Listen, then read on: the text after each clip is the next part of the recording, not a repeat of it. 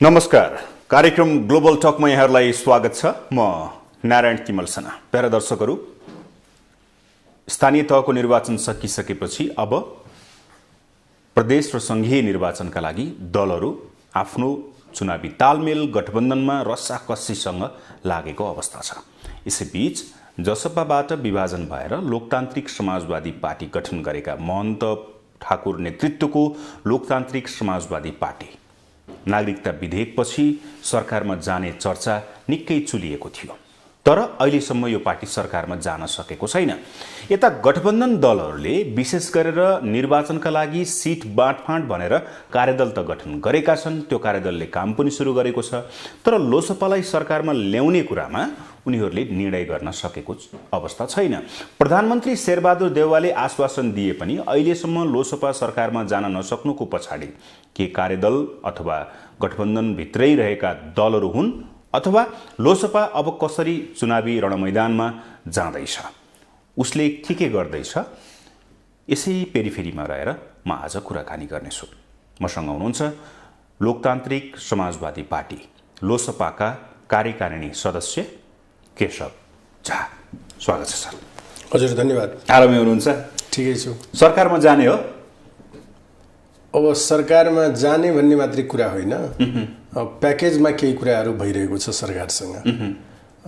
एउटा त यो गठबन्धनमा सहभागी हुने विषयमा, दोस्रो चाहिँ केही मुद्दाहरू फिर्ता गर्न बाँकी थियो, त्यो फिर्ता गर्ने कुरा, र तेस्रो सरकारमा सहभागी हुने कुरा। यो तीनवटै प्याकेजमा कुराकानी भइरहेको छ। यसमा छिट्टै एउटा निष्कर्षमा पुगिएला। सरकारमा जाने कुरा र तपाईहरुका मुद्दाको विषयको कुरा ती फरक पाटो भए। तपाईहरु अहिले सरकारमा जान खोजे किन? होइन, यस्तो छ, हामीले सुरुदेखि नै यो सरकारलाई समर्थन गर्दा नै उहाँहरूले त्यतिखेर पनि मिनिस्ट्री लिनु पर्यो, पोर्टफोलियो लिनु पर्यो, आउनुस् तपाईहरु पनि भन्नुभएको हो। तर हामीले अब हाम्रो माग मुद्दाहरू अझै पूरा भएको छैन। यो हामी बाहिरबाट समर्थन गर्छौं, जुन दिन हाम्रो माग मुद्दा पूरा गर्नुहुन्छ अनि मात्रै हामी आउँछौं भन्ने कुरा हामीले गरेका थियौं। र यो बीचमा निरन्तर चाहिँ कुराकानी भइरहेकै अवस्था थियो। पछिल्लो समय चाहिँ यहाँले भने जस्तै नागरिकता विधेयक पनि हाउसबाट पारित भएको छ। त्यस्तै अब उहाँहरूको भनाइ ठिकै छ, अब यो मुद्दा त ल पूरा हुन्छ, तपाईहरुले सुरुदेखि नै सरकारमा सहभागिताको कुरा पनि थियो। अब त चुनाव पनि घोषणा भयो, अब त यो चुनावी सरकार भयो। चुनावी सरकार त सकभर सर्वदलीय भएकै राम्रो। तपाईहरु पनि सरकारमै आउनुभयो भने झन् हाम्रो गठबन्धन बलियो हुन्छ भन्ने किसिमले कुराकानीहरू भइरहेको छ। त्यस अर्थमा हामीले यो छुट्टा छुट्टै कुरा गरेका छैन। तपाईले भने जस्तै यो छुट्टै हेर्ने विषय पनि होइन। त्यसो हो भने यो प्याकेजमै डिल गरौँ भनेर भनेका छौँ। यो तीनवटै कुराको एकैचोटि निराकरण गरौँ भनेको हो। त्यस अर्थमा चाहिँ अहिले तीनवटै विषयमा हामी सहमति नजिक छौँ। मलाई लाग्छ छिट्टै एउटा निष्कर्षमा पुगिएला। निष्कर्ष कस्तो हुन्छ? सरकारमा जाने, गठबन्धनमा सहभागी हुने, सरकारमा जाने र मुद्दा फिर्ता, यो तीनवटै कुरा सँगसँगै हुन्छ। यो पोजिटिभ पक्ष छ कि फेरि अर्को कुरा पनि आएको छ? लोसपा कांग्रेस बाहेक, विशेष गरी गठबन्धनसँग बाहेक एमालेसँग, जसपासँग, जनमत पार्टीसँग अनि नागरिक उन्मुक्ति पार्टीसँग चुनावी तालमेल र गठबन्धनका लागि छलफल गरिराखेको छ। यता सरकारसँग पनि गठबन्धन छलफल गरिराखेको छ। यो दुईटा नाउमा खुट्टा राखेर तपाईहरु कता जान खोजे? होइन, यो चाहिँ सर्वथा गलत कुरा हो।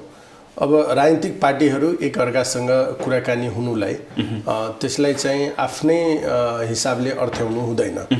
अब कुराकानीको सन्दर्भमा यहाँले भने जस्तै एमालेसँग पहिला कुरा नभएको होइन, एमालेसँग पनि कुराकानी भएको हो। तर पछिल्लो समय, लामो समयदेखि कुराकानी संवाद केही छैन। खास गरेर यो नागरिकता विधेयक अनि उपसभामुखको निर्वाचनदेखि लिएर यी तमाम विषयहरूमा चाहिँ एमालेसँग कुनै प्रकारको कुराकानी भएन, छैन पनि। पहिला चाहिँ कुराकानी भएको हो। त्यसपछि चाहिँ सीके राउतजीसँगको पनि एक चरणमा कुराकानी यसो भएको हो। अब हृदयजीको प्रगतिशील पार्टीसँग औपचारिकमा त होइन, अनौपचारिक कुराहरू केही साथीहरूले गर्नुभएको अवस्था थियो। त्यस्तै नागरिक उन्मुक्ति पार्टी भन्दाखेरि अब त्यहाँ चाहिँ अलिकति के भयो भन्ने, रेशम चौधरी जी आजको दिनमा पनि हाम्रै पार्टीको कार्यकारिणी सदस्य हुनुहुन्छ। त्यसकारण उहाँसँग कुराकानी भइराखेको हो। तर उहाँले उता प्यारलली चाहिँ आफ्नै मिसेजको नाममा अर्को पार्टी पनि बनाउनु भएको छ। उहाँहरूले त्यो पार्टीबाट चाहिँ स्थानीय तहमा राम्रै रिजल्ट पनि हासिल गर्नुभयो। एक प्रकारले त्यो यो अहिलेको शासकहरूमाथि त्यो ठुलो दबाब पनि हो कि उनको निर्दोषिताको त्यो ठुलो प्रमाण पनि हो। त्यसकारणले अब उहाँकै हिसाब किताबले त्यो पनि सङ्गठन चल्ने हुनाले अब रेशमजीसँग त हामी नियमित सम्पर्कमा कुराकानीमा छौँ। तर यहाँले भने जस्तै अब अहिले नै यो अन्य पार्टीहरूसँग छलफल गरिहाल्ने, अगाडि बढिहाल्ने भन्ने कुरा छैन। तर राजनीतिमा के हुन्छ भने तपाईँ सतर्क त रहनुपर्छ, सचेत त रहनुपर्छ, आँखा खोलेरै राजनीति गर्ने हो। त्यसकारण विभिन्न बाटाहरू हुन्छ राजनीतिमा। राजनीतिमा कुनै पनि बेला सबै कुरा ल अब त बर्बाद हो, सक्यो भन्ने हुँदैन। तर एउटा कुरा, पार्टी गठन भइसकेपछि चुनावको अब नजिक आउन लाग्दाखेरि एमालेसँगको जुन तपाईँहरूको संवाद थियो त्यो संवाद एकदम पोजिटिभ थियो भनेर भनिन्छ। अध्यक्ष ओली पनि एकदमै पोजिटिभ वेमा अब चुनावी तालमेल गरौँ, गठबन्धन गरौँ, त्यसरी जाउँ भन्ने त्यो मनस्थितिमा पुगेको बेलामा एकाएक प्रधानमन्त्रीले एउटा पासा फ्याँक्नुभयो, तपाईहरू पनि सरकारमा आउनुपर्छ।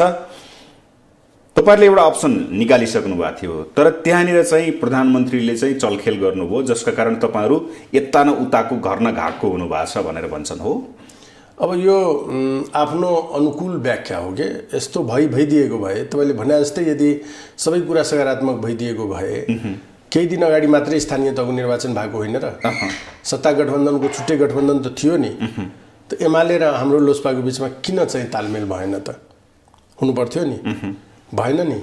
त त्यस कारणले के हुन्छ भने सबै आफ्नै किसिमले व्याख्या गर्छन्, त्यस कुराको खासै अर्थ र औचित्य हुँदैन। त्यसो भए यो गठबन्धनमा, सत्तारूढ गठबन्धनमा तपाईहरूले भन्नुभयो कि हामी सरकारलाई समर्थन गरेको, नागरिकता विधेयक विभिन्न कुराहरूलाई सरकारलाई हामी सरकारमा नगए पनि समर्थन गर्यौं। अब चुनाव आउन लागेको छ, 2-3 महिना टाइम छ। यो टाइममा तपाईहरू सरकारमा जान पर्ने, गठबन्धन गर्नुपर्ने अवस्था किन आइलाग्यो? तपाईहरू डराएको हो चुनावमा? एक सिट पनि आउँदैन कि भन्ने डर छ? यस्तो छ, तपाईले भनेको कुरा कस्तो भयो भन्ने, हामीलाई डर छैन। हामीलाई डर भएको भए त स्थानीय तहको चुनावमा त एक्लै भिडेको हो नि त। सबै गठबन्धन बनाएर आउँदा पनि एक्लै भिडेर जति आयो हो, त्यसलाई आधार मान्दाखेरि प्रदेश र संघलाई त तपाईहरु डराएको जस्तो लाग्यो। होइन, त्यो आधारमा डराउनु पर्ने कुनै अवस्था छैन। डराउनु एक त दुईटा कुरा हेर्नुस् है। एउटा त त्यो हामीले जति सिट प्राप्त गर्यौं नि, त्यसलाई तपाईले त्यो प्रतिस्पर्धाको रूपमा हेर्नै हुँदैन। त्यो त एकलौटी एकतर्फी थियो। त्यसरी 5 वटा दल मिलेर जाँदा पनि हामीले त त्यति सिट जित्नुलाई चाहिँ सामान्य मान्न हुँदैन। त्यतिमा त अब कुनै पनि दलले अरू सिट जित्नै हुन्थेन जसरी तिनीहरू मिलेको थियो। तिनीहरूको अवस्था कस्तो थियो भने महानगरपालिकामा त तालमेलै गरेका थिए र नगरपालिका र गाउँपालिकामा कस्तो अवस्था थियो भने जहाँ तिनीहरू आन्तरिक सहमति गरेका थिए, आन्तरिक सहमति थियो।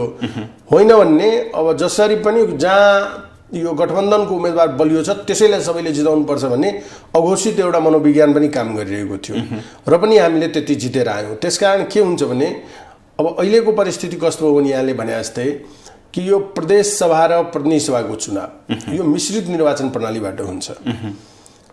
अहिले के कुरा भइरहेको छ भने यो गठबन्धन गर्ने सवालमा कि प्रत्यक्षमा त तपाईले गठबन्धन गर्नु होला, तर समानुपातिकमा नि भनेपछि 50% चुनाव त यसै पनि तपाईको एक्लै भइ नै रहेको अवस्था छ। त राम्रो त के हुन्थ्यो भने आफूलाई ठुलो भन्ने दलहरू, कसैसँग नडराउने दलहरू, तिनीहरू एक्लै लडिदिएको भए सबभन्दा राम्रो हुन्थ्यो भन्ने हाम्रो आज पनि हाम्रो प्रश्न बुझाइ छ र यो लोकतन्त्रको लागि राम्रै होला भन्ने हामीले मानेका छौँ। तर जसरी अहिले गठबन्धनको राजनीति चल्यो नि, यसबाट ठुल्ठुला दलहरू डराएको देखिन्छ। हामीलाई त खासै धेरै डर छैन, हाम्रो त्यो मान्यता पनि होइन। तर जब अब गठबन्धनकै राजनीति सुरु भयो भने त राजनीति त दिमागले गरिन्छ, धेरै भावनात्मक हुनुको अर्थ त छैन हैन। ब्रेन युज गर्ने हो। त ब्रेन युज गर्ने हो भने तपाईले अब रिङमा एकातिर 5-5 जना पहलमान आउने, रेस्लर आउने, अनि अर्को तर्फ तपाईँ चाहिँ म एक्लै भिड्छु भनेको त त्यो आत्महत्या हो नि। सिधै आत्महत्या हो र त्यसलाई कायरता भनिन्छ। त्यसकारण राजनीतिमा चाहिँ दिमाग लगाएर काम गर्ने हो त अहिले कस्तो देखियो भने कुनै न कुनै गठबन्धन बनाउनु पर्छ। तब गठबन्धनका पनि विभिन्न मोडालिटीहरू त छन् नि। यहाँले भने जस्तो अहिले सरकारी गठबन्धनमा कुराकानी भइरहेको छ, एउटा त्यो गठबन्धन बन्ला, एउटा गठबन्धन चाहिँ एमाले सहितको एउटा गठबन्धन बन्ला।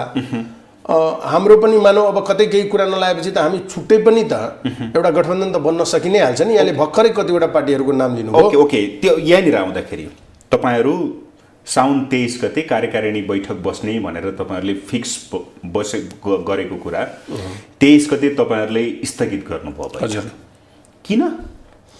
अब यस्तो भयो, त्यो दिन बस्न खोजिएको के थियो भने बैठकको सिङ्गल एउटा एजेन्डा थियो, चुनावी गठबन्धन र सङ्गठन विस्तार। होइन, चुनावी गठबन्धन र सङ्गठन विस्तार थिएन, त्यो आफ्नै मनले कसैले भन्यो। सिङ्गल एजेन्डा के थियो भने दल दर्ता गराउनु थियो निर्वाचन आयोगमा, होइन?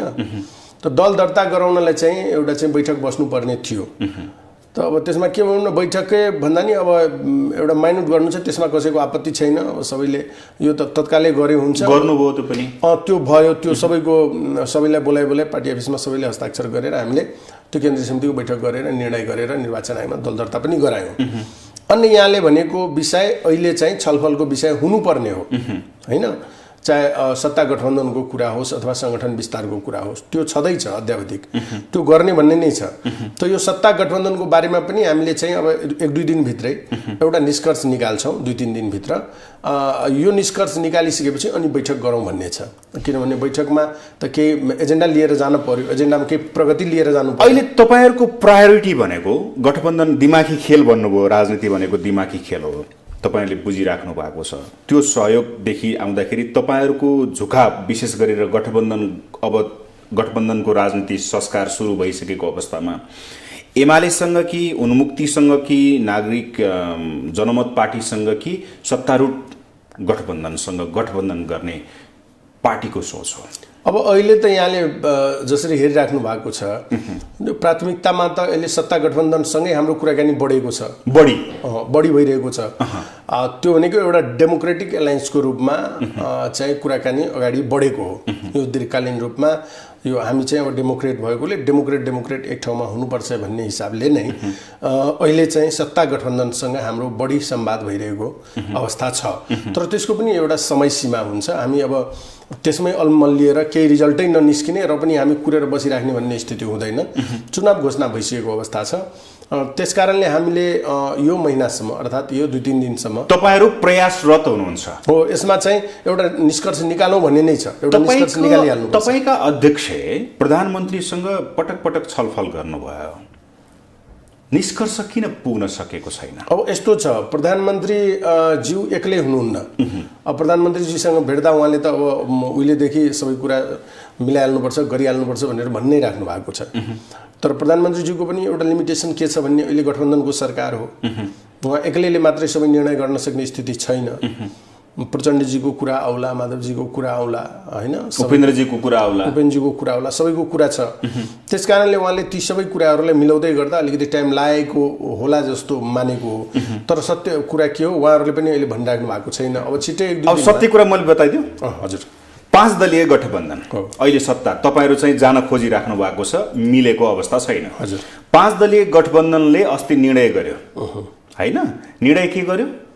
5 दलीय गठबन्धनले चुनावी तालमेल, चुनावी गठबन्धन गरेर जाने, त्यसका लागि सिट बाँडफाँडका लागि 11 सदस्यीय कार्यदल गठन गर्ने, कृष्णप्रसाद सिटौलाको संयोजकत्व। कुरो बुझ्नुभयो? होइन, यहाँले भनेको कुरा बुझ्यो। त्यसपछि पूर्णविराम कहीँ छैन नि, राजनीतिमा पूर्णविराम हुँदैन। पूर्णविराम हुँदैन। 5 दलले सिट 165-330 सिट बाँडफाँड गर्न थाले। होइन, बाँडफाँड तपाईहरु अहिले छलफलमा छु भन्दै हुनुहुन्छ। सरकारमा जानियो भने फेरि तपाई 6औं दलमा जाने होला। अब त्यो कुराको चिरफार गरौँ न अलिकति। यहाँले भने जस्तो 5 दलीय गठबन्धनको त्यो निर्णय भइसकेपछि, कार्यदल बनिसकेपछि फेरि चाहिँ प्रधानमन्त्रीजी निरन्तर सम्पर्कमा हुनुहुन्छ, हामीसँग पनि हुनुहुन्छ, बाबुरामजीहरूसँग पनि हुनुहुन्छ, होइन? त होइन, तपाईँहरू पनि गठबन्धनमा बस्नुपर्छ भनेर उहाँले कुरा गरिराख्नु भएको छ। अब गठबन्धनको तर्फबाट अरूलाई कुरा गर्ने जिम्मा प्रधानमन्त्रीलाई दिइएको छ। प्रधानमन्त्रीले हामीसँग पनि कुरा गर्नुभएको छ, बाबुरामजीहरूसँग पनि गर्नुभएको छ, होइन? त्यो कुरा त त्यो गठबन्धनको त्यो निर्णय पछिको यो प्रोग्रेसहरू हो नि त।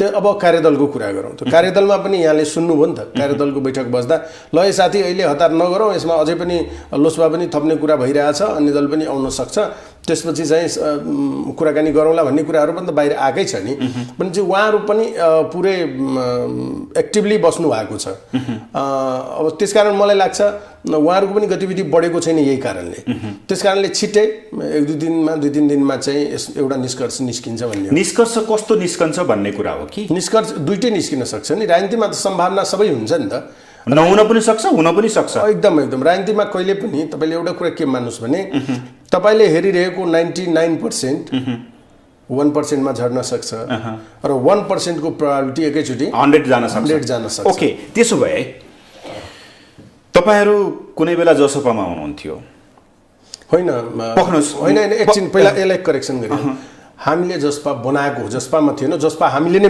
बनाएको हो छुटिनु भयो हो लोसपा भन्यो त्यो हामी छुट्टिएको होइन छुट्टिन लगाइएको हो त्यसमा पनि ल ठीक छ ओके एग्री अब डाक्टर बाबुराम भट्टराईको उहाँ पनि जसपामै हुनुहुन्थ्यो हजुर अहिले उहाँले चाहिँ नेपाल समाजवादी पार्टी गठन गर्नु भएको छ तपाईहरु दुईटै दल चाहिँ सरकारमा जान खोजिराख्नु भएको छ 5 दलीय गठबन्धनमा जसपा जसको नेतृत्व उपेन्द्र यादवले गर्नुहुन्छ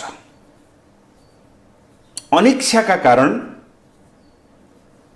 5 दलीय गठबन्धनको नेतृत्वले तपाईहरुलाई सरकारमा सहभागी गराउन र गठबन्धनमा सामेल गराउन सकिरहेको छैन यसमा सत्यता छ मलाई लाग्दैन यसमा दुईटा कुरा यहाँले गर्नुभयो एउटा गठबन्धन सहभागिताको विषय अर्को सरकारको विषय गर्नुभयो हुन त त्यो अपूर्ण छ मैले सुरुमै चाहिँ हामी प्याकेजमै डिलिङ खोजिरहेका छौं तपाईकै नेताले भनिराख्नु भएको छ कि जसपा जसको नेतृत्व उपेन्द्र यादवले गर्नु भएको छ अहिले सरकारमा जान नदिनु र गठबन्धनमा आउन नदिनु उपेन्द्र यादव बाधक हो जसका कारण निर्णय हुन सकेको छैन तपाईहरुकै नेताहरु बोलिराख्नु भएको छ अब हाम्रो कुन नेताले किन के भन्यो सबैको आफ्नो वाक स्वतन्त्रता छ तपाईलाई थाहा छ संविधानमा पार्टीले कुनै विज्ञप्ति निकालेर यस्तो भनेको होइन त नेताले केही भन्न सक्छ सबैको आफ्नो आफ्नो पर्सेप्सन हुन्छ तर यसमा दुईटा कुरा तपाईले हेर्नुस् है प्रत्यक्ष बोल्दाखेरि चाहिँ कुरो बिग्रन्छ कि भन्ने त होइन नि तपाई कुरा चपाएर त बोलिराख्नु भएको छैन बोल्या छैन म एकदम क्लियर भन्छु अब म तपाईलाई म तर्कका साथ भन्छु नि तपाईले आफैले यो कुरा ठीक होला मान्नु होला उपेन्द्रजीले यदि त्यस्तो सोच्नु भएको भए हैन उपेन्द्रजीले त्यसरी चाहिँ ल लोसपा र जसपा सहकारी गर्नुपर्छ मिलेर जानुपर्छ भनेर खुलेआम उहाँले प्रस्ताव गरेर हिँड्नु हुन्न थियो जुन कुरा तपाईले सार्वजनिक रूपमा छताछुल्लो छ सबैले हेरिरहेको अवस्था छ उहाँले बारम्बार यो कुरा चाहिँ होइन लोसपा र जसपा मिलेरै अगाडि बढ्नुपर्छ भन्ने कुरा बारम्बार भनेको छ त जो व्यक्तिले यसरी ओपनली मासमा कुराकानी गरिरहेको छ त्यो व्यक्तिले चाहिँ होइन लोसपालाई यो गठबन्धनमा आउन दिनु हुँदैन भन्ने कुरा कदापि बोल्न सक्दैन यो राजनीतिको एउटा नर्म्स पनि हो यो बुझिने देख्ने गरी बुझिने कुरा हो अर्को कुरा यदि यस प्रकारको कुरा भइदिएको भए नि प्रधानमन्त्रीज्यूले चाहिँ यो कुरा हामीलाई पनि भन्नुहुन्थ्यो कुनै न कुनै रूपमा अथवा सरकारले चाहिँ हामीलाई यो कुरा प्रश्न पारिदिनुपर्छ उहाँहरूले भन्नुपर्छ यो कुरा राजनीति खाली आशंका गरेर पनि बिग्रिन्छ के हामीले चाहिने नचाहिने धेरै शंका उपशंका गर्नु हुँदैन देखिने चीजहरूलाई अलिक बढी विश्लेषण गर्नुपर्छ नदेखिने चीजको दार्शनिकी पछाडी धेरै कुदेर धेरै अगाडि बढ्न सक्ने स्थिति रहँदैन त्यसकारणले यो कुरामा धेरै सत्यता छैन ओके त्यसो भए अब मलाई बताइदिनुस् केशवजी तपाई अलिकता युवा हुनुहुन्छ निर्वाचन नजिकै छ हजुर गठबन्धनको तयारी छ हजुर हजुर अब तपाईको बोलीका आधारमा तपाईले भनेका आधारमा लोसपा सरकारमा छिट्टै जाँदैछ गठबन्धन हुँदैछ त्यही गठबन्धनमा सामेल भएर निर्वाचनमा जाँदैछ हामी यति कुरा बुझौँ त त्यसो भए त्यो दुईटै सम्भावना मान्नुस् यहाँले मैले बारम्बार भन्दै छु मैले अहिले भर्खरै चाहिँ पर्सेन्ट भनेर तपाईलाई भनेको छु यो प्याकेजमै समाधान खोजिरहेको हो हामीले कुनै एउटा कुराको पछाडी लागेको भए त सकिसक्या हुन्थ्यो सरकारमै जानु भएको भए त अहिले 1 वर्ष अगाडि नै गइसक्या हुन्थ्यो त्यसैले त्यो मात्रै प्रायोरिटी होइन हामीले चाहिँ सरकारमा जाने विषय गठबन्धनको विषय र मुद्दा फिर्ताको सँगसँगै यो प्याकेजमा डिल गरिरहेको हुनाले त्यो सबै कुरा हुनलाई समय लागेको हुन सक्छ यो भएन भने अब यसको दुईटै पाटो छ। यो भयो भने त अब छिटै चाहिँ 2-4 दिनमा अगाडि बढ्ने प्रक्रिया भयो। अब भएन भन्ने त अनि विकल्पतिर पनि लाग्नुपर्ने हुनसक्छ। राजनीतिमा समय त घर्किँदै छ, बैठक बस्न सकेको छैन। होइन, बैठक त अब ठिकै छ, त्यसपछि बसौँला, यो 2-4 दिनको कुरा हो। 2-4 दिनमा एउटा निष्कर्ष, बैठकको लागि पनि त एउटा केही चाहियो त नि कुरा। कतैबाट केही कुरै नभइकन यतिकै चाहिँ सम्भावना प्रकट गर्नलाई मात्रै बैठक त बस्नु भएन। सूचना हुनु पर्यो, होइन, जानकारी हुनु पर्यो, कुरा हुनु पर्यो, त्यो सबै विषयवस्तु मिलाइँदैछ। त्यस कारणले त्यो दुईटै सम्भावना छ, यसरी भनौँ। दुईटै सम्भावनालाई पोजिटिभ सम्भावना भनौँ न, गठबन्धनमा जाने सम्भावना बढी छ कि? बढी छ। यहाँले भने जस्तै बढी नै मान्नुपर्छ, बढी छ। ओके। अहिले पछिल्लो समयमा नो नट अगेन सुन्नुभएको छ नि शब्द है? सुन्दैछु। तपाईँलाई चित्त बुझेको छ त्यो? चित्त बुझेको होइन, यी कुराहरू यहाँले नोटिस गर्नुभएको छ कि छैन? म त आज 8-10 वर्षदेखि यो कुरा बोल्दैछु। तपाईँसँगकै अन्तर्वार्तामा यस अगाडि पनि कयौँचोटि मैले यो कुरा रिपिटेडली बोलेको छु। कुनै कुराको एउटा सीमा हुन्छ के, अति गर्नु हुँदैन। के हुन्छ भनेपछि तपाईँ एउटा देशको थाई सत्ता भनेको ब्युरोक्रेसी होइन, ऊ 58 वर्षमा रिटायर हुनुपर्ने। अनि अस्थायी सत्ता तपाईँ कतिमा रिटायर हुने? एउटा पक्ष। मान्छेको यो जुन फिजिकल बनावट छ नि, यसको पनि त चरण हुन्छ होला नि, विभिन्न चरण हुन्छ नि, होइन? ब्रह्मचर्य होला, गृहस्थ होला, होइन, सन्यास होला, वनाश्रम होला, के होला, होइन, वानप्रस्थ हुन्छ। अब त्यो कुरा तपाईँ मान्ने कि नमान्ने?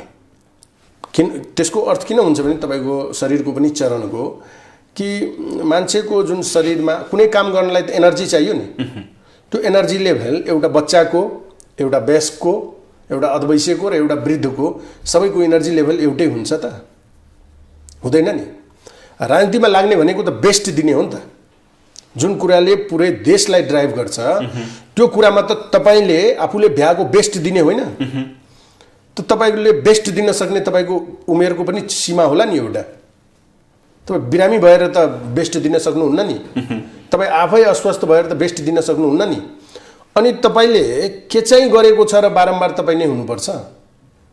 एउटा म उदाहरण भन्छु, अमेरिका दुनियाँको सबभन्दा शक्तिशाली मुलुक होइन?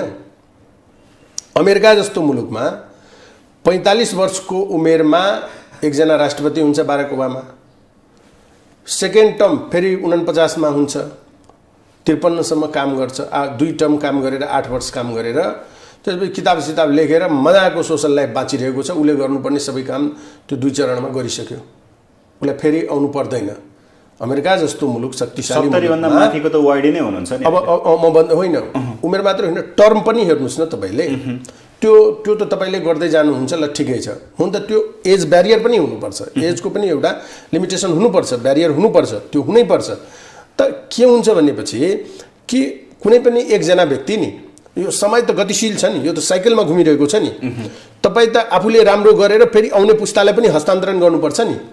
त हस्तान्तरण र पुस्तान्तरणको जब कुरा आयो, नो नट अगेनको कुरा, त केसँग गएर त्यसलाई काउन्टर केले दिइरहेको छ त? गठबन्धनले। बुझ्नु भएन? अब यो नो नट अगेन जब हाबी हुन थाल्यो त अनि त्यसलाई चाहिँ केले छेकबार लाउनु खोज्दैछ त? गठबन्धनले। यिनीहरूले जति दायाँ बायाँ गरे पनि गठबन्धन हुन्छ नि, जितिहाल्छौँ नि भन्ने छ के। त तपाईँले त्यो गठबन्धन भनेको त्यसकै भय हो। एउटा कुरा म भन्दैछु, त यसको चाहिँ भय त्रास हो क्या त्यो। यो कदापि पनि ठिक होइन। तपाईँले चाहिँ एकचोटिभन्दा 2 चोटिभन्दा बढी किन सांसद हुनु पर्यो? तपाईँलाई 2 चोटिभन्दा बढी मन्त्री किन हुनु पर्यो? तपाईँलाई 2 चोटिभन्दा बढी प्रधानमन्त्री किन हुनु पर्यो? होइन, तपाईँले देशमा 3 तहको सरकारको कुरा त बुझ्नु भएको छ नि। स्थानीय सरकार छ, प्रादेशिक सरकार छ र सङ्घीय सरकार छ नि। त तपाईँले स्थानीय सरकारमा 2 टर्मको ब्यान्ड लगाउनु हो, या त त्यो गलत होइन, हटाइदिनुहोस्। होइन, त्यो ठिक हो। यदि ठिक हो भने त्यो कुरा यसमा पनि लागू हुनु पर्यो कि परेन? तपाईँले 2 टर्मभन्दा बढी चाहिँ स्थानीय तहमा मेयर हुन नपाउने भन्नुभएको छ। त त्यही कुरा तपाईँले चाहिँ प्रदेशमा भन्नु परेन? सङ्घमा भन्नु परेन? सङ्घमा भन्नु परेन? यस्तो चाहिँ विभेदकारी कुरा गरेर तपाईँ चाहिँ मान्छेलाई झुक्याउन खोज्ने।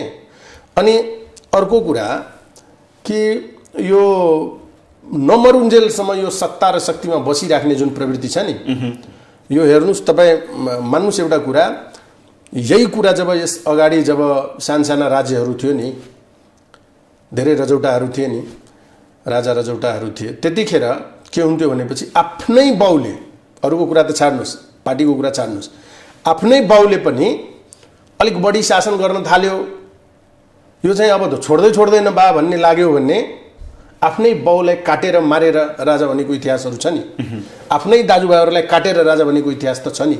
त्यो किन गर्नु परेको होला? यो सत्ता भनेको शक्तिको खेल हो के। त्यसमा तपाईँले एउटा सर्टेन टाइम मात्रै बस्ने हो, सर्टेन टाइम बसेर तपाईँले आफ्नो बेस्ट दिने हो। जब तपाईँलाई लाग्छ कि अब योभन्दा बेस्ट गर्न सकिने, तपाईँले ठाउँ छोडेर रिप्लेस गर्ने हो, अनि तपाईँ अमर हुन्छ। हो, यस। तपाईको आफ्नो पार्टीप्रति, नेतृत्वप्रति तपाईँ सन्तुष्ट हुनुहुन्छ? म अहिले खालि पार्टीको कुरा के गरौँ, अहिलेको राजनीतिक तपाईँलाई परिस्थिति अरू पनि छन्, तर म तपाईँको पार्टीलाई मात्रै जोडेको, म समग्रमा कुरा गर्दैछु। तपाईँ चाहिँ यही हाम्रो समस्या छ। जब कुनै कुरा सबैको लागू भइरहेको हुन्छ, त्यसलाई हामी के गरिरहेको हुन्छौँ भने त्यसलाई इन्डिभिजुअलाइज गरिरहेको हुन्छौँ। इन्डिभिजुअलाइजले तपाईँलाई रिजल्ट दिँदैन, यसलाई जेनरलाइज गर्नुहोस् कि त्यसले रिजल्ट दिने हो तपाईँलाई। यो हाम्रो पार्टीको मात्रै समस्या त होइन, एमालेमा पनि त्यही छ, सबै पार्टीको समस्या छैन, कांग्रेसमा पनि त्यही छ। अनि यो साउथ एसियाकै समस्या हो कि इन्डियामा छैन र त्यो समस्या? यो साउथ एसियाकै समस्या हो, अर्थात् यो राजनीतिको समस्या हो। यो कुरा हट्नुपर्छ। तपाईँले राजा हटाउने होइन, दुनियाँबाट अहिले चाहिँ राजकीय सत्ता, राजाको सत्ता त समाप्त भइसक्यो नि। राजाको सत्ता पुरै दुनियाँबाट उठिसकेको समयमा यो त उठाउनु परेको होला नि, यो त यतिकै उठेको होइन नि। त्यसो भए यो त उदारवादी व्यवस्थाले उठाएको हो नि त। ओके, त्यसो यो उठाइसकेपछि तपाईँ चाहिँ अर्को राजा उदारवादी व्यवस्था तपाईँ मान्ने, एउटा राजा हटाउने र अर्को राजा स्थापित गर्ने होइन नि। ज्योतिषले भनेको छ 6 चोटि 7 चोटि बन्ने भनेर भन्ने होइन नि, 2 चोटिभन्दा बढी बन्नु हुँदैन। त्यो नैतिकताको कुरा हो। ओके, अब यो चुनावकै कुरा गरौँ न। चुनाव किन र कसका लागि भन्ने हुन्छ कि तपाईँले अघि भने नो नट अगेनलाई अलिकता व्याख्या गर्नुभयो। 2048 सालदेखि चुनावमा हावी हुँदै आएका, चुनावमा प्रतिस्पर्धा गर्दै आएकाहरू अझै पनि त्यही अनुहारलाई जनताले पत्याइदिनु पर्ने परिस्थिति। 2064 सालदेखि पटक पटक मन्त्री प्रधानमन्त्री भएकाहरूलाई सम्हालिदिनु पर्ने तिनै जनताले। असफलता र अनियमितता कति हो। अबको चुनावमा पनि ती मतदाताले यिनै अनुहारलाई भोट हाले भने के भन्नुहुन्छ तपाईँ? अब के भन्ने के हुन्छ भने नेता त कुनै अहिले जुन राजनीतिक पार्टीहरू छ नि, यो पार्टीहरूका नेता चाहिँ सिधै प्रकट भएका होइनन् नि, यही समाजबाट आएका हुन् नि। कुनै नेता जब समाजबाट आउँछ भने त्यो क्यारेक्टर पनि त्यही समाजको बोकेर आउने हो नि, जे सिका हुन्छ त्यही नै गर्छ। त अर्थात् हामीले समाज परिवर्तन गर्न सकेनौँ। राजनीतिक दलहरूले समाजको विज्ञानलाई, समाजको मनोविज्ञानलाई जुन परिवर्तन गर्नुपर्ने थियो त्यो राजनीतिक पार्टीहरूले गर्न सकेन। यो ठुलो असफलता हो। समाज दोषी कि नेता दोषी? दुवै दोषी छन्, दुवै दोषी छन्। यदि त्यही अनुहारले रिपिट गर्यो म भन्दैछु, यो सामान्य कुरा त बुझ्नुपर्छ नि। जनताले बुझा छन् नि, जनताले नबुझेको हो र? जनता मूर्ख छैनन् नि, जनताले बुझा छन् त। जनतालाई इकोनोमिक्स थाहा छैन। जनताको सबैको आफ्नो आफ्नो कारोबार छ नि। कसैले एउटा सानो पसल थापेको छ, त्यो पसलमा उसले 5 लाख रुपियाँ इन्भेस्ट गरेको छ भने त्यसबाट 10 लाख कसरी कमाउने भन्ने उसको ध्येय हुन्छ नि। इकोनोमिक्सको सिद्धान्त त्यही हो। जहाँ इन्भेस्टमेन्ट भएको छ त्यहाँ प्रॉफिट लसको कुरा हुन्छ, त उसले त्यसमै खेल्ने हो। त यो कुरा त इकोनोमिक्स त जहाँ पनि लागू हुन्छ नि। तपाईँले कुनै नेताले 5 करोड रुपियाँ खर्च गरेर जितेर आउँछ भने त्यो नेताले के गर्छ? इन्भेस्टमेन्ट उठाउँदैन? 10 त उठाउनु परेन। इकोनोमिक्सको सिद्धान्त यही हो नि। खर्च गरेको छ भने उसले उठाउँछ। 48 देखि भएकै त्यही छ। म भन्दैछु, यदि जनतालाई यो कुरा बुझेका छन् र यो कुरा ठिक लाग्छ भने पैसा खर्च गरेर जाने मान्छेले हराउनु पर्यो नि। उसलाई भन्नु पर्यो नि, तेरो नियत त देखिहाल्यो नि। त्यसले यो खर्च गर्नु खोजाछस् भने उठाउनु खोज्या होलास्। बालेनको 1 रुपियाँ पनि खर्च भएन नि। उसले जे गर्छ जनताकै लागि गर्छ नि, गर्न पनि खोजिरहेछ नि। त त्यो एउटा सिख पनि, पाठ पनि हो नि। हर्क साम्पाङलाई हेर्नुहोस् न, खर्च गर्नु परेन नि। अनि अब ऊ जनताको लागि मरिमरि काम गरिरहेको छ नि। गोपी अमाललाई हेर्नुहोस्। म त्यसैले भनेको। त्यसकारण के हुन्छ भने यो कुरा त यदि कुनै नेताले अलिकति पनि तामझाम गर्यो, अलिकति पनि पैसा खर्च गर्न खोज्यो, दारू मासु गर्यो, मासु भात गर्यो हैन, पैसा बाँड्न खोज्यो, जातपात गर्यो भने त्यसको रिजल्ट त थाहा छ नि त। उसले दिने भनेको के हो? आखिर यति दिनदेखि त चुनाव भइ नै राखेको छ। तपाईँले 48 वर्षदेखि हामी 48 सालदेखि भन्दै हुनुहुन्छ, 48 सालदेखि यो 5-6 टर्म त चुनाव भयो नि, त के भयो? यही प्याटर्नमा भयो र अहिले रिजल्ट कहाँ छ? म आज समग्रमा कुरा गरौँ न, यो पार्टी त्यो पार्टी, यो व्यक्ति त्यो व्यक्ति नभनौँ।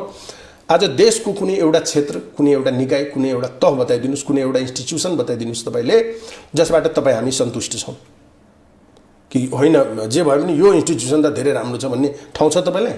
छैन, एउटा छैन। न तपाईँको हाम्रो शिक्षा प्रणाली राम्रो छ। अब शिक्षाको कुरा गर्नुपर्दा स्तरीयता त छँदै छैन हैन, धेरै राम्रो स्तर छैन र स्तर जहाँ जहाँ छ पनि भने समानता छैन। आज काठमाडौँको बुढा लिङ्कट स्कुल र गाउँको कुनै सामुदायिक विद्यालयको पढाइ एकै नासको त छैन हैन। त्यति मात्रै होइन र तपाईँले शिक्षा दिन पनि सकिराख्नु भएको छैन। अर्बौं रुपियाँ तपाईँको बाहिर गइरहेछ। यहाँ चाहिँ यस्ता फटाप पागलहरू छन् कि तपाईँलाई यहाँ मेडिकल पढाइ यहाँ हुनै हुँदैन रे हैन, यो पुगेन त्यो पुगेन भन्ने। बाहिरबाट पास भएर आएकाहरू यहाँ एनएमसी नै पास गर्दैनन्। यहाँ बरु जस्तोसुकै सबभन्दा खराब कलेज जसलाई मानेको छौँ त्यहाँबाट पढेकाहरू पनि एकैचोटिमा नाम निकाल्छ। तर यहाँ यो पुगेन त्यो पुगेनको नाममा कमिसन खाइरहेछन्, बाहिर विदेशी पठाएर त्यो कन्सल्टेन्टहरूबाट कमिसन खाएर यो मिलेन त्यो मिलेर भन्छन्। अर्बौं रुपियाँ तपाईँले हिसाब निकाल्नुहोस्, अर्बौं रुपियाँ बाहिर गइरहेको छ। त यो सबै पैसा तपाईँ बाहिर पठाउने भने तपाईँ के गर्नु? हाम्रो यो कागजको खोस्टो हो, पठाउनु त डलर सुन्नु, त त्यसमा सबै गइरहेछ, देश त गरिब हुन्छ। तपाईँले स्वास्थ्य क्षेत्रमा हेर्नुहोस्, स्वास्थ्य क्षेत्रमा के आज हामीलाई राम्रो उपचार छ त? यहाँ सबै उपचार छ त? र छ भने पनि मान्छेलाई बाहिर जानुपर्ने स्थिति त बनिरहेछ नि त। त स्वास्थ्यमा पनि तपाईँ राम्रो हुनुहुन्न। सबभन्दा मोस्ट इम्पोर्टेन्ट कुरा कृषि। कृषिमा तपाईँले के गर्नुभयो भने कि तपाईँका 40 लाख चाहिँ जनशक्ति, 40-45 लाख युवा जनशक्ति विदेशमा छन्, मिडल इस्टतिर छन् र 40-50 लाख हाम्रो पुरै देशभरिकै मान्छे भारतमा काम गर्छन्। 1 करोड तपाईँको मेन पावर चाहिँ बाहिर देशभन्दा बाहिर काम गरिरहेको अवस्था छ। तपाईँको कृषि चौपट छ। कृषि चौपट हुनुको धेरै कारण भयो। एक त सिँचाइ छैन, खाद मल बिउ छैन, मलको लागि सधैँ हाहाकार मचिरहेको अवस्था छ र तपाईँले शिक्षा प्रणाली यस्तो लागू गर्नुभएको छ कि कोही यदि 10 क्लास पढ्यो भने अब ऊ हलो समातेर खेतमा जानेवाला छैन। जुन दिनदेखि तपाईँले गोरु बन्द गर्नुभयो, गोरुलाई राँगालाई जोत्न खेतमा, त्यो दिनदेखि तपाईँले यो अर्ग्यानिक खानेकुरा त तपाईँले त्याग्दिए हुन्छ। कति अखाद्य वस्तु खाइरहेका छौँ खालि मल खादमा, त्यसले तपाईँको शरीरलाई कति नोक्सानी गरेको छ। भयभरको सबै पैसा अस्पतालमा हामी बुझाउनु परिरहेको छ। त तपाईँले यो कृषिलाई पनि, एउटा यति सानो देश इजरायल छ, हेर्नुहोस् त कृषिमा कति उसले आधुनिकीकरण गरेर के गरिसक्यो। यही कुरालाई मैले जोड्न मेरो कुरा सुन्नुहोस्। 2048 सालदेखिको परिवर्तन, 2007 सालदेखिको परिवर्तन, राजनीतिक दलहरू त्यहाँबाट सुरु छन्। 46 साललाई नभनौँ, राजतन्त्र थियो, 64 पछि, 62-63 पछि, अहिले कति वर्ष भयो? 14-15 वर्ष भयो। यो 15 वर्षमा त्यो अनुभूत हुने खालको घाँस बाँस कपास शिक्षा स्वास्थ्य रोजगारको कुरा त कुरै नगरौँ। हरेक नेपाली युवा चाहे त्यो नेताकै छोरो होस् छोरी होस्, गर्वका साथ भन्छ छोरो कहाँ छ भन्दा अस्ट्रेलियामा छ, छोरो कहाँ छ भन्दा जापान छ, छोरी कहाँ छ भन्दा अमेरिका छ भन्दाखेरि म 15 दिन बिदा मनाएर आएको हुँ, छोरीकोमा बसेर आएको हो। उसले नेपालमा आऊ भन्दैन उसलाई, ऊ फर्केर आउने सम्भावना पनि छैन। 48 सालदेखि 7 सालदेखि यो देशमा युवाले त यही स्वरोजगार, यही काम गर्ने, आफ्नो देशप्रतिको माया सबै कुरा हुनुपर्ने हो नि। +2 पास गर्छ, सर्टिफिकेट बोक्छ, एम्बेसी धाउँछ। परिस्थिति यो के हो? हामी के उत्पादन गरिरहेका छौँ, के गरिरहेका छौँ, कहाँनिर हामी ल्याप्सेस छौँ भन्ने चाहिँ आम नेताहरू तपाईहरु जस्तो राजनीतिक गर्ने व्यक्तिहरूले बुझ्नु पर्छ कि पर्दैन? हैन, एकदम बुझिरहेका छौँ, नबुझेको होइन। कहिलेदेखि बुझ्नु भएको छ? 7 सालदेखि नेताहरूले 7 सालदेखि 35 साल 30 सालदेखि जेल नेल काटेर मात्रै आफू शासन सत्तामा बस्ने, जनताका दुःख सुविधा रोजगार शिक्षा स्वास्थ्यलाई चाहिँ बिर्सने, यो परिस्थिति निर्माण हुनुमा राजनीतिक दलहरू दोषी हुन् कि होइन? एकदमै दोषी हुन्। म त हेर्नुहोस्, हामी चाहिँ 8-9 क्लासमा पढ्दाखेरि अटोबायोग्राफ भर्ने चलन थियो, यहाँले पनि भर्नुभयो होला, साथीहरूको सबैमा एक अर्कामा लेख्ने चलन थियो, आफ्नो फोटो टाँसेर आफ्नो बारेमा पुरै लेख्ने, के मनपर्छ के मन पर्दैन। त्यो मन नपर्नेमा सबैले चाहिँ घृणा गर्थ्यो राजनीतिलाई। हामीलाई पनि के लाग्थ्यो भने यो हो पनि, हामीले पनि त्यही मान्थ्यौँ। तर सबैले घृणा गरेर त भएन, यो सबैले घृणा गरेर भएन है, सबै ब्याकबेन्चरहरू पोलिटिसियन भए त त्यसले भएन। अब चाहिँ यो क्लासको टपर स्टुडेन्टहरूले राजनीति गर्नुपर्छ भन्ने लागेर हामी पनि क्लासमा टप गरिन्थ्यो। त यो भएन भने चेन्जै गर्नलाई भनेर आएको हो। हामी जब राजनीति सुरु गऱ्यौँ, युवाहरू चाहिँ पार्टीमा ठुलो पदमा हुने त सपनै हेर्नु पर्थ्यो मान्छेले। तर हामी जब राजनीति गऱ्यौँ, आज तपाईँले आजको दिनसम्म आइपुग्दा तपाईँले ठुलादेखि साना सबै पार्टीहरूमा युवा समूहको एउटा लड्को देख्न सक्नुहुन्छ। त्यो ठुलो चेन्ज थियो। हामीले चाहिँ क्रिम स्टुडेन्टहरू आउनुपर्छ भन्दा क्रिम स्टुडेन्टहरू पनि लागेको हो राजनीतिमा।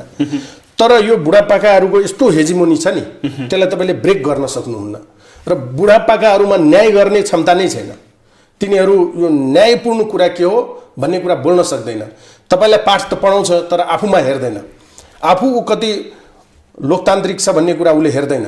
बाहिरको लोकतान्त्रिक प्रक्रियाको कुरा त गर्छ तर आफ्नो पार्टीभित्रको लोकतान्त्रिक प्रक्रियाको कुरा गर्दैन। यद्यपि आजको दिनसम्म पनि कुनै पनि कुरा तपाईँले, हामीले यो शान्ति समृद्धिको कुरा गरिरहँदा नि आजको दिनसम्म पनि लोकतान्त्रिक कार्यभार पुरा भएको छैन। म र तपाईँसँगै यो मुलुकमा चाहिँ कैयौँ आन्दोलन गऱ्यौँ मानौ एकछिनलाई, तपाईँका कुराहरू सबै पुरा भए, मेरो केही पनि कुरा पुरा भएन। उदाहरण भन्छु, यो मुलुकमा जति पनि ठुल्ठुला परिवर्तन भयो त्यसको सबै समुदाय मिलेर लडेको हो नि। तर जब फल प्राप्तिको कुरा भयो भने एउटा सर्टेन ग्रुपले मात्रै प्राप्त गर्यो, अरू सबैलाई साइडमा राख्यो। त भनेपछि लोकतान्त्रिक कार्यभार नै पुरा भएको छैन। तपाईँको राजनीतिक एजेन्डाहरू मुद्दाहरू सहमतिमा पुगेकै छैन। त जबसम्म सबैले यो मुलुकलाई अपनत्व गर्न सक्दैनन्, अपनत्व महसुस गराउने वातावरण बन्दैन, जबसम्म मुलुकले सबैलाई यो महसुस गराउन सकेन कि यो मुलुक तिम्रो हो, म तिम्रो लागि छु, म तिम्रो अभिभावक हुँ। एउटा सामान्य नागरिकलाई केही आइपर्दा यो मुलुक चाहिँ अभिभावक बन्छ त उसको? ऊ बिरामी पर्दा अभिभावक बन्छ त यो देश? उसलाई मुद्दा मामला लाग्दा अभिभावक बन्छ त यो देश? सधैँ नियम कानुनको जालोमा फसाएर आम जनतालाई त्यो प्रताडित गर्ने काम भइरहेको छ। यो ठुलाबडाको लागि यो कानुन छँदै छैन। त्यो खालि चाहिँ त्यो नियन्त्रणमा लिनलाई मात्र यो संविधान, ऐन, कानुन, नियम, निर्देशिका भनिन्छ। तपाईहरु जस्तो नेताहरूको लागि काम छैन। सुन्नुस्, नियम कानुन जनताका लागि भए, ठुलाका लागि भएनन्। तपाई हामीले जसका कारण युवाहरू फ्रस्ट्रेट भयो। होइन, म दुईटा यसमा कुरा गर्दै छु। तपाईले एउटा कुरा गर्नुभयो, तपाईले एकैचोटी जेनरलाइज गर्दिनु। यसमा पनि पार्ट छ के? म जस्ता नेता, म जुन पार्टीमा लागेर आएको हो त्यसलाई हेर्ने मानसिकतै अर्कै बनाइदिएछ। अब हामीले राम्रो कुरा गर्दा पनि त्यसलाई नराम्रो रूपमा लिने के, त्यसको दायरा घटाइदिने के। राम्रो कुरा त जसले गर्छ त्यो ग्रहण गर्ने हो, चाहे जसको मुखबाट आओस्, त्यो पात्रको हो भन्ने तिर लाग्नु हुँदैन। यदि कुरा ठिक आइरहेको छ भने त्यो पात्र कसले बोल्यो, किन बोल्यो भन्नेतिर उसको इन्टेन्सन हेर्न जाने मात्रै होइन। कुरा यदि ठिक हो भने त्यो त सबैले ग्रहण गर्नु पर्यो नि त यहाँ त्यो छैन। एकैचोटि जानलाई त हामीले चाहेको हो। म स्वयं तपाईँको अगाडि भन्दैछु, म सोच्न सक्छु, मसँग सोच छ, म यो मुलुकलाई बनाउन सक्छु भन्ने आँट पनि छ, गर्न पनि सक्छु। यो सबै कुरा जुन तपाईँले व्यतिथि हेर्नु भएको छ, जुन अहिले गनाएँ मैले तपाईँले, हाम्रो तपाईँलाई कि कुनै क्षेत्र ठिक छैन, आश लाग्दो छैन, त्यो सबै कुरा बनाउन सकिन्छ। तर त्यसको लागि मन फराकिलो हुनुपर्छ। पहिला त त्यो मनमा सबैलाई बस्न ठाउँ दिनु पऱ्यो नि, सबैलाई अपनत्व ग्रहण गराउनु पऱ्यो नि, सबैको समस्या समाधान त गर्नु पऱ्यो नि। जबसम्म राजनीतिक मुद्दाहरूको छिनोफानो हुँदैन, समाधान हुँदैन, सबैलाई एक ठाउँमा राखेर ल तपाईँको समस्या के, तपाईँको समस्या के, ल सबैको मिलेर समाधान गरौँ नि त एउटा राजालाई फाल्नलाई सबै मिलेर आन्दोलन गर्ने अनि चाहिँ एकजना राजा बन्ने, बाँकी सबैलाई लत्याइदिने काम त गर्न भएन नि। त यहाँ चाहिँ लोकतान्त्रिक कार्यभार पुरा भएको छैन। र अहिलेको खास गरेर हामीले जुन यो जे कुराहरू खोज्दैछौँ नि यहाँ बसेर, त्यसको सबभन्दा ठुलो समस्या चाहिँ अहिलेको यो विचारधाराहरू भयो के। 600 वर्ष अगाडि चाहिँ उदारवादी व्यवस्था आयो, युरोपियनहरूले पत्ता लगाए, अनि त्यो चाहिँ ज्ञान उदयको काल थियो। त्यो उदारवादी व्यवस्था आयो र त्यो उदारवादी व्यवस्था आएपछि यो राजा रजौटाहरू सिद्धिँदै गयो, नागरिकको हातमा चाहिँ अधिकार आयो होइन। त्यसपछि ठ्याक्कै 300 वर्ष अगाडि मार्क्सवाद आयो। मार्क्सले त्यो विचारधारालाई गरायो, विश्वभरि चाहिँ उथलपुथल मचायो। आजको दिन पनि हेर्नुहोस्। र स्थिति के भयो भने दुईटा विचारधाराले, उदारवादी विचारधारा र साम्यवादी विचारधाराले पुरै विश्वलाई चाहिँ कब्जा गर्यो। तर आजको दिनसम्म यहाँ आउनुहोस्, समाधान खोजौँ त के भयो त? आज के अमेरिका खुसी छ, सन्तुष्ट छ? आज उसलाई टेन्सन कहाँ छ कि यता चाइनासँग भिडन्तको न्यू खोजिरहेछ त ताइवान इस्यु बनाएको छ। आज रसिया र युक्रेनको बिचमा हेर्नुहोस्, अथवा मिडल इस्टहरूको देशहरूमा हेर्नुहोस्, अथवा कुनै पनि देशहरूको बिचमा हेर्नुहोस्, त यो शक्ति सङ्घर्ष त अझै पनि चलिरहेको छ त। यो विचारधाराहरू कहाँ गयो त? हामीलाई चाहिँ मानवताको पाठ पढाउनेहरू त्यहाँ चाहिँ तपाईँले डेली समाचार हामी पढ्छौँ नि कि आज अमेरिकामा फलानो राज्यमा एउटा रेस्टुरेन्टमा छिरेर एकजनाले धम्माधम बन्दुक चलाइदियो, 25 जना मर्यो। के हो यो? यो हो चाहिँ के भइरहेको छ त? खै त दुनियाँ त हामीले खोजेको जस्तो दुनियाँ त बनेन त। अल्टिमेटली अहिले आएर हामीले विचार गर्दाखेरि यो हामी जुन फ्रेममा काम गरिरहेका छौँ त्यो फ्रेमै ठिक छैन। यो अर्काको खाली विचारको कुरा गरेर त्यो वादलाई यो वादलाई मानेर कहीँ न उदारवादले हामीलाई कहीँ पुर्यायो। आज यो देशमा चाहे काङ्ग्रेस होस् या हाम्रो जस्ता पार्टीहरू सबै उदारवादी पार्टी हो, यो कहीँ पुग्न सकेन। यो यो कम्युनिस्ट पार्टीहरू छ, जम्मै कम्युनिस्टहरू मार्क्सवादी विचारधाराका हुन्, कहीँ पुग्न सकेन। हामीलाई के लाग्यो भने अब यसले हुँदैन के, अब यो स्वदेशी पाराको राजनीति गर्नु पर्यो। अहिले विश्वका विभिन्न दार्शनिकहरूले विद्वानहरूले पहिला पनि बोलेका, तपाईँले देखेको स्वदेशी पाराको राजनीति के हो? स्वदेशवाद हो। अब त्यो स्वदेश, सुन्नुहोस्, त्यो स्वदेशवाद हो। अङ्ग्रेजीमा त्यसलाई इन्डिजिनिजम भन्छ। त्यो स्वदेशवादी विचारधाराले नै अब यहाँ चाहिँ एक प्रकारको चाहिँ शान्तिपूर्ण वातावरण बनाउँछ र त्यसले के गर्छ भनेपछि हामीले हाम्रो पाराको राजनीति, हाम्रो के स्ट्रेन्थ हो? आज पनि म यहाँलाई भन्छु कि यो संविधानले हाम्रो समाज चलेको छैन नि। हाम्रो त आफ्नै परम्परा रीतिरिवाज छ नि, हाम्रो आफ्नै संस्कार भाषा खानपान छ नि। हामीलाई त त्यो कुराले नै जोडेर बाँधेर एक ठाउँमा लगिरहेको छ नि। आज तपाईँ या म बिहेबारी गर्छौँ, या हाम्रो जन्मका संस्कार हुन्छ, अथवा मृत्युका संस्कारहरू हुन्छ, अथवा जीवनमा जन्मदेखि मृत्युसम्म हुने जति पनि संस्कारहरू छ हैन, चाहे कृषिसँग जोडेर होस्, प्रकृतिसँग जोडेर होस्, जेसँग जोडिएर होस्, त्यो संविधानमा लेखेको अनुसारले भइरहेको छैन नि। तपाईँ हाम्रो समाज जुन विधिलाई मानेर चलेको छ त्यही विधि विधान अनुसार चलेको छ नि। त जे कुरा हाम्रो स्ट्रेन्थ हो त्यहाँबाट तपाईँले टाढा पारिदिनु भयो। यो कस्तो शिक्षा प्रणाली, यो यो यो अर्काको शिक्षा प्रणाली हामीले यो युरोपियनहरूको शिक्षा प्रणाली अपनायौँ कि आज दुर्भाग्य हेर्नुहोस् कि छोराछोरीलाई कष्ट गरेर बाआमाले पढाउँछ र यस्तो शिक्षा प्रणाली हामी पढाइरहेछौँ कि त्यो आफ्नो गाउँ समाजलाई छोडेर सहर आउँछ, सहरबाट छोडेर विदेश जान्छ, आफ्नो बाउ आमालाई हेर्ने पनि कोही हुँदैन। यो कस्तो शिक्षा प्रणाली हामीले अपनायौँ कि त्यो शिक्षा प्रणालीले हामीलाई खेतीपाती गर्न दिइरहेको छैन, जुन हाम्रो स्ट्रेन्थ हो सबभन्दा ठुलो।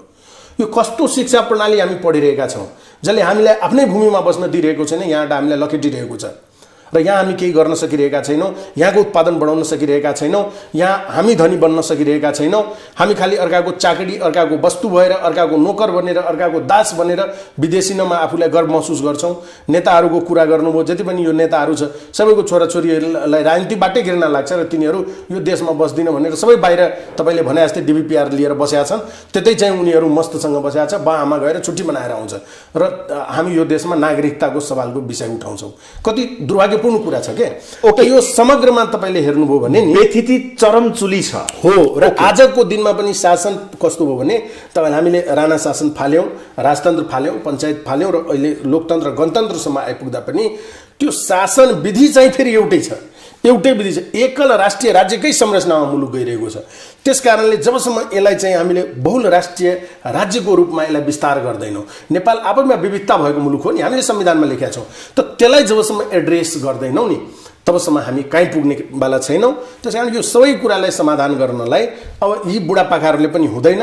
नयाँ सोचका साथ, नयाँ विचारका साथ जबसम्म हामी सबै युवाहरू सबै पुरै सबै पार्टीका जब एक भएर एक सोचका साथ अगाडि लाग्दैनन्, जनतालाई सर्वोत्तम मानेर अगाडि बढ्दैनन् र आफ्नो देशमा कसरी चाहिँ यो इकोनोमी गेन गराउने त्यतातिर सोच्दैनौँ, आफ्नो उत्पादन कसरी बढाउने, निर्यात कसरी बढाउने भन्ने कुरासम्म जबसम्म हामी ठिक ठाउँमा पुग्दैनौँ भने 4 महिनापछि तपाईँ हेर्न सक्नुहुन्छ कि अरूले त बोल्छन् राजनीतिक नेताहरूले, गभर्नरले भनिसक्यो देश श्रीलङ्काको बाटोमा छ, 4 महिनापछि त्यही नियति भोग्नुपर्ने हुन्छ। ओके, अब यहाँनिर आउँदाखेरि समग्रतामा तपाईँले कुरा गर्नुभयो, यी बुढापाकाहरू चाहिँ पाखा लागेर युवाहरूलाई दियो भने पक्कै पनि केही होला। दोस्रो तहका नेताहरू जो युवाहरू हुनुहुन्छ, अब कङ्ग्रेसबाट देउबा, ओली, एमालेबाट, माओवादीबाट प्रचण्ड, अनि त्यसपछि यसबाट चाहिँ नेपाल झलनाथ, उहाँहरू त चुनाव प्रतिस्पर्धामा जानुहुन्छ।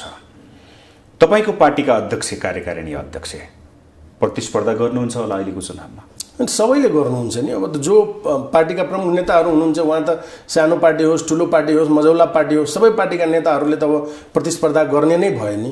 अझ त्यसमा त कुनै शङ्कै भएन। अझ गठबन्धन हुँदा त झन् प्रष्टैसँग राम्रैसँग हुने भयो। त्यो त झन् राम्रो हुने भयो सबैले। त्यसमा ब्रेक लाउन तपाईँहरू सक्नुहुन्न? अब यस्तो छ, बोल्न त बोल्नुभयो, यति मिठा कुरा गर्नु। मैले यस्तो छ कि तपाईँले ब्रेक केमा लाउनुहुन्छ? तपाईँ साधन स्रोत पुरै छेकेर तपाईँ बस्नु भएको छ। म चाहिँ भिडन्त गर्न खोजिरहेको छैन, मैले सोलुसन खोजिरहेको छु के। भिडन्त गरेर तपाईँ के गर्नुहुन्छ? बुढापाकाको काम छैन भन्न सक्नुहुन्न नि। बुढापाकाको काम त छ नि। उहाँहरूको मार्गदर्शन र उहाँहरूको अनुभव त हामीलाई चाहिएकै छ। तपाईँहरू बसेर मार्गदर्शन गर्नुहोस्, सुझाव दिनुहोस्, सल्लाह दिनुहोस्, हामीलाई अर्थी उपदेश दिनुहोस्, हामीले चुनाव लडाउनुहोस् भन्न सक्नुहुन्छ। सबै कुरा दिनुहोस् र तपाईँले उठाएको विषयलाई नै हामी अब ड्राइभ गर्छौँ, हामी अगाडि बढाइदिन्छौँ भनेरै भन्न खोज्या हो। त यो कुरा तपाईँलाई पनि भन्दैछौँ, तपाईँले पनि भन्दै हुनुहुन्छ, मैले पनि भन्दैछौँ र हामी जस्ता यो देशका सबैले भन्दैछ। यो खालि युवा र वृद्धको बिचको लडाइँ होइन, यो एउटा विचारको कुरा हो कि, नैतिकताको कुरा हो कि, जिम्मेवारी बोधको कुरा हो कि। त सबैको एउटा सर्टेन टाइम हुन्छ। तपाईँले धेरै दिनसम्म चाहिँ ओगटेर छेकेर बसेर त्यो केही फेरि रिजल्ट पनि दिइराख्नु भएको छैन भने तपाईँले आफै विचार गर्नुहोस्, एकचोटि सबैले सोच्नुहोस् भन्ने आग्रह हो। तपाईँहरू चाहिँदैन भनेकै होइन, सबै चाहिन्छ हामीलाई। यसमा के त्यो नचाहिने भएको भए त सबैलाई गोली ठोकेर मारिदिए भाइ उनी किन राज्यले बोध चाहिँ बोक्ने? सबै चाहिएको हो, सबैको मान सम्मानित भएर बस्नुपर्छ। कसैको आत्मसम्मानमा ठेस पुर्याएर यस्तो कुराहरू पनि गर्नु हुँदैन। उहाँहरू पनि चाहिन्छ, तर उहाँहरूभन्दा उहाँहरूको मार्गनिर्देशन बढी चाहिन्छ हामीलाई। उहाँहरूको चाहिँ अनुभव चाहिँ हामीलाई चाहिन्छ र उहाँहरूले नै जे कुरा उठाउनु भएको छ नि अहिलेसम्म इस्यु एजेन्डा, अब त्यसलाई चाहिँ हामी बोकेर अगाडि कुद्न चाहन्छौँ। तपाईँहरूले पछाडिबाट हामीलाई सपोर्ट गरिदिनुहोस् भन्न खोजेको मात्रै हो। ओके, अब तपाईँले अघि भन्नुभयो कि हामी गठबन्धनमा लगभग अब टुङ्गिन्छ होला हाम्रो चाहिँ, त्यतितिर नजाउँ। यो नागरिकता विधेयकको विषयमा तपाईँहरू खुसी पनि हुनुभयो, तपाईँहरूको मुद्दा सम्बोधन पनि भयो। तपाईँहरू नभनौँ आम नेपाली खुसी भए जो नागरिकता विहीन भएका थिए। अब यो नागरिकता दुईटा सदनबाट पास भएर गइसकेपछि राष्ट्रपतिकोमा रोकिएर बसिरहेको अवस्था छ। यो पास हुन्छ कि फेल हुन्छ थाहा छैन, प्रमाणीकरण हुन्छ कि हुँदैन त्यो पनि थाहा छैन। स्थिति के हो अलिकति बताउनुहोस् त, के हुन्छ? प्रमाणीकरण गर्नुहुन्छ राष्ट्रपतिज्यूले उहाँले, किनभने उहाँले आफ्नो अधिकार क्षेत्र उहाँलाई थाहा छ। अब दुईटै सदनले पारित गरेर पठाइसकेपछि उहाँले पनि प्रमाणीकरण गर्नुहुन्छ। कदम कदाचित उहाँले गर्नु भएन भन्ने त्यो एउटा नराम्रो चाहिँ ट्रेन्ड उहाँले बसाउनुहुन्छ, पहिलो कुरा। दोस्रो कुरा, मान्छे त यहाँ जे पनि बोल्छन् नि, कुनै पनि नयाँ खालको कानुन बन्छ नि, त्यो कानुन किन बन्छ भन्ने बुझ्नुपर्छ के। त्यो कानुनले के खोज्छ भन्ने कि अहिलेसम्म भएको कानुनको नाफा र नोक्सानी के थियो, यसले हानि कहाँ गरिरहेको थियो र यसले कहाँ चाहिँ अप्ठ्यारो पार्यो भन्ने कुरा सबभन्दा महत्त्वपूर्ण हो नि। आज 2020 देखि को चाहिँ यता जोड्नुभयो भने त्यस अगाडि 2009 मा अर्कै नागरिकता ऐन थियो। 2020 देखिकै कुरा गर्नुहुन्छ भने अहिले 79 भयो होइन, 80 नै मान्नु, झन्डै 60 वर्ष भयो नि। यो 60 वर्षसम्म एक प्रकारको चलिआएको ट्रेन्डलाई तपाईँ भत्काएर अर्को कुरा गर्न खोज्दै हुनुहुन्छ भन्ने, राजाको पालोमा चाहिँ त्यो चाहिँ विदेशी नहुने, त्यसलाई विदेशी मान्न नपर्ने, अङ्गीकृत मान्न नपर्ने होइन राजाको पालामा, अनि त्यो राजालाई फालेर आएको यो नयाँ राजाहरूले चाहिँ त्यसलाई अप्ठ्यारो मान्ने कुनै कारण छैन। तर यो 60 वर्ष नागरिकता विधेयकको एउटा विषय, सबभन्दा गम्भीर विषय अङ्गीकृत नागरिकताको विषय सँगसँगै अङ्गीकृत हुँदै होइन, पर्खनुहोस्, विवाह गरेर हाम्रो नेपाली चेली भारतमा जाँदाखेरि विशेष गरी मैले खुला सीमाको र त्यो हाम्रो सम्बन्ध सांस्कृतिक सबै परम्परागत सबै सम्बन्ध पारिवारिक सम्बन्धका कारण यो प्रश्न उठाउँदैछु। हाम्रो चेली विवाह गरेर गइसकेपछि त्यहाँ रासन कार्ड आधार कार्ड के हुन्छ त्यो त पाउँछिन्, तर नागरिकता भन्ने चिज उनी 7 वर्ष कुर्नुपर्ने अवस्था छ। तर त्यही चिज हाम्रो नेपाली दाजुभाइले भारतीय चेलीलाई विवाह गरेर ल्याएको बखत नै नागरिकता पाउनु भनेको कतिसम्म न्यायोचित हुन्छ भन्ने एउटा सबभन्दा मूल विषय यहाँनिर आयो। बढी मान्छे भित्राउन खोज्यो भन्ने चाहिँ यो आरोपले गर्दाखेरि यो नागरिकता विधेयक झन् पेचिलो बन्यो भनेर भनिएको छ। तपाईँहरूको पार्टीको धारणा, तपाईँको व्यक्तिगत धारणा यसमा के छ? होइन, यो यस्तो वाहियात कुरा हो नि जसको कुनै सीमा लेखाजोखा छैन के। वाहियात कसरी हुन्छ? म भन्दैछु, यो यति वाहियात कुरा हो नि, म भन्दैछु यहाँलाई। यो बिहेबारी भने के हो त?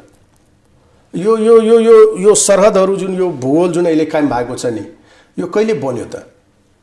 यो भूगोलहरू कायम भएदेखि नै समाज यहाँ छ कि समाज यहाँ सदियौँदेखि छ? समाजलाई ड्राइभ गर्ने चाहिँ राजनीति। मैले भन्न खोजेको नागरिकता, मैले तपाईको सबै कुरा बुझेँ हैन, एकदम सर्टकटमा। तपाई तुलना नगर्नुस् के, तुलना नगर्नुस्। तपाईका चेली जब भारत गइसक्छन् नि, उ कहिले तपाईलाई कम्प्लेन गर्न आएको छैन, उलाई कुनै कष्ट छैन, कुनै दुःख छैन, कुनै फिलिङ्स छैन, त्यहाँ नागरिकताको कुनै उपयोगितै छैन। त्यो नागरिकता भन्ने चिज जे तपाईले खोजिराख्नु भएको छ, जुन नागरिकताको यहाँ जन्मदेखि मृत्युसम्म काम छ, त्यो नागरिकताको त्यहाँ कुनै कामै छैन। त्यहाँ आधार कार्डले नै काम हुन्छ, त्यहाँ लाइसेन्सले नै काम हुन्छ, रासन कार्डले नै तपाईलाई सबै काम हुन्छ, कुनै कुरा रोक्दैन। त्यति मात्रै होइन, तपाई नेपाली सिटिजन हो नि, तपाई एज अ नेपाली सिटिजन भारतको सरकारी जागिर गर्न सक्नुहुन्छ। 1950 को ट्रिटीमा छ। भारतमा चाहिँ तपाई हामीलाई कुनै गाह्रै छैन। यहाँ कति नेताको तपाईले 100 नेता खोज्नुस्, सबै नेताको दिल्लीमा चाहिँ तपाईले घरै पाउनुहुन्छ, फ्ल्याटै छ, सबैको घरै द्वार छ, बिजनेस छ, व्यापार छ, कुनै गाह्रो छैन। इन्डियामा हाम्रो चेली गएकाहरूलाई कुनै समस्यै छैन। मानव केही गरी समस्या भएको भए हाम्रो चेलीलाई तैँले दुख दिइस् भनेर तेरो चेलीहरूलाई मैले दुख दिन्छु भन्ने यो यो यो न्यायिक कुरा भयो त? यो न्याय गर्ने कुरा भयो त? यस्ता चाहिँ अव्यावहारिक कुराहरू गरेर त्यहाँ दिन्छ, त्यहाँ के गर्छ, त्यहाँ जे कुराको अर्थै छैन नागरिकताको, त्यसको यहाँ तुलना गरेर हुँदै भने यहाँ सबै कुरामा नागरिकता चाहिन्छ। अब सवाल के रह्यो भने नि, हाम्रो कुरा गर्दैछु के, त्यो भन्दा नि म बाहिर गएर तपाईलाई सम्झाउँदैछु। बिहेबारी आफ्नो कल्चरमा हुन्छ। आज पनि नि, आज पनि हाम्रो नेपाली, आज पनि नेपाली समाजमा बिहेबारी आफ्नै संस्कृति, आफ्नै जात खोजेर मान्छेले गर्छन्। यो मागी विवाह चाहिँ अब यो फेसन आछ, यसले यो लभ म्यारेजहरूको त कुरा नगरौँ, यो मागी विवाह आज पनि आफ्नै जातपात गोत्र सोत्र हेरेर सबैले बिहे गर्छन् के। अब त्यसो गर्दाखेरि हाम्रो त यो सीमा त पछि कोरिएको हो हैन, 200-250 वर्ष अगाडि कोरिएको समाज त पहिलेदेखि त्यही बसेको छ। हाम्रो रहनसहन, भाषा, वेशभूषा, जामिले त्यही गर्ने हो। त्यो गरिरहेका छौँ, त्यसमा आपत्तिको कसैले जनाउनु पर्ने कुरा भएन। दुईटा देश भए पनि त्यहाँ समाजमा कुनै फिलिङ्स छैन, एउटै जात, एउटै भाषा, एउटै संस्कार, सारा कुरा छ। केही तपाईँले फरक पाउनुहुन्न बोर्डरमा जानुभयो भने। दोस्रो कुरा, पहिला राजाहरूले बिहे के आफ्नै देशको सामान्य नागरिकसँग गर्थ्यो त? अर्कै देशको कसैको छोरी ल्याउँथ्यो नि, अनि के त्यसलाई चाहिँ नागरिकताको कुरा उठ्थ्यो? कहिले महारानी भएर बस्थ्यो नि, कहिले नागरिकताको कुरा उठ्थ्यो? र उसले चाहिँ यहाँ महारानी भइसकेपछि आफ्नो देशको बारेमा कहिले सोच्थेन नि। उताबाट बिहे गरेर आइसकेपछि आफ्नो परिवारको लागि जसले 3 दिनभन्दा बढी बार्दैन, यहाँ चाहिँ 13 दिन उसले बार्छ, उता 3 दिन बार्दैन आफ्नो जन्मभूमिको, आफ्नै मातापिताको उसमा पनि। ऊ कसरी चाहिँ जब आफ्नो परिवारको भएन भने के हुन्छ देश? उसले सारा कुरा त्याग गरेर यहाँ आउँदा उसलाई चाहिँ त्यो त्यसरी चाहिँ तपाईँले विभेद गरेर हेर्नै मिल्दैन। अनि वंशमा आएको मान्छे, देशको सबभन्दा सानो इकाइ भनेको परिवार हो, र परिवार भनेको, परिवार नै अहिले सार्वभौम सत्ता एउटा नागरिकमा, जनतामा तपाईँले निहित गर्नु भएको छ। पहिला भगवानले शासन गर्थ्यो राजाको माध्यमबाट, अहिले जनताले शासन गर्छ जनतामाथि। यही नै लोकतन्त्र हो। अनि जनताले गर्दा सबभन्दा सानो परिवारमा, तपाईँको सबभन्दा सानो युनिटमा चाहिँ जसको अधिपत्य हुन्छ, त्यसलाई त्यो चाहिँ देशको राजनीतिमा चाहिँ उसको अधिपत्य हुन नहुने, त्यसलाई शङ्काको घेरामा तपाईँले हेर्ने, त्यो कि मानव उत्पादन गर्ने ऊ हो। त्यसरी चाहिँ त्यो लैङ्गिक रूपमा विभेद गर्न मिल्छ। यस्ता यो वायात कुरा। र सबभन्दा महत्त्वपूर्ण कुरा कि जुन कानुनले 60 वर्षदेखि तपाईँलाई कुनै खतरा भएन, तपाईँलाई कुनै समस्या भएको छैन आजको दिनसम्म भने, त्यसलाई प्रतिस्थापित गरेर अर्को कानुन बनाउनु पर्ने के आइलाग्यो? यस्तो विकृति कहाँबाट आयो? र अर्को सबभन्दा महत्त्वपूर्ण कुरा भन्दैछु कि त्यसरी बिहे गरेर वंशमै आएको, परिवारमै आएकोलाई तपाईँले शङ्का गर्ने, अनि हुलका हुल चाहिँ यो देशमा ल्याएर विदेशबाट बसाउँदाखेरि तपाईँ चाहिँ त्यो मानसिकतालाई शङ्का नगर्ने, हुलका हुल ल्याएर बचाएकोलाई तपाईँले शङ्का नगर्ने। आफ्नै देशमा भएकाहरू चाहिँ तपाईँले अघि नै भन्नुभयो, सबैले खुट्टा उचालेर एउटा चाहिँ अस्ट्रेलियामा, अमेरिकामा बसेका छन्। यी सबै नेताहरूको ग्रिन कार्ड, पिआर, डिबी हुँदाखेरि त्यो शङ्काको घेरामा नपर्ने, अनि यो मुलुकको जो बोनाफाइड नागरिक यहीँको भएर बस्छु भन्ने, त्यसलाई शङ्का गर्ने, यी कुराहरू बडा वाहियात कुराहरू छन्। यो यस्तो तपाईँ अन्तिममा यो विषय उठान गर्नुभयो, यसमा हामी चाहिँ लामो छलफल यसको हरेक आयामबाट हेरेर गर्न सक्थ्यौँ। यो चाहिँ मानसिक दरिद्रता, यो एक प्रकारको रोग हो। यहाँ चाहिँ त्यही नाममा यहाँ लामो समयदेखि मान्छेले राजनीति गरेका छ, त्यसबाट कुनै खतरा पनि छैन देशलाई। देश बलियै हुँदै गएको छ, राम्रै भएको छ। त्यस कारणले यसमा चाहिँ अनावश्यक विवाद झिक्नु हुँदैन, र राष्ट्रपतिज्यूले पनि एउटा प्रक्रिया अनुसार त्यसलाई चाहिँ प्रमाणीकरण गरेर पठाउनुपर्छ। धेरै धन्यवाद छ केशवजी। हस्, धन्यवाद। उहाँ हुनुहुन्थ्यो लोकतान्त्रिक समाजवादी पार्टीका कार्यकारिणी सदस्य केशव झा। हवस् त, आजको लागि कार्यक्रम ग्लोबल टक यति नै। सम्पूर्ण टिमसहित मलाई पनि आज्ञा दिनुहोस्। नमस्ते।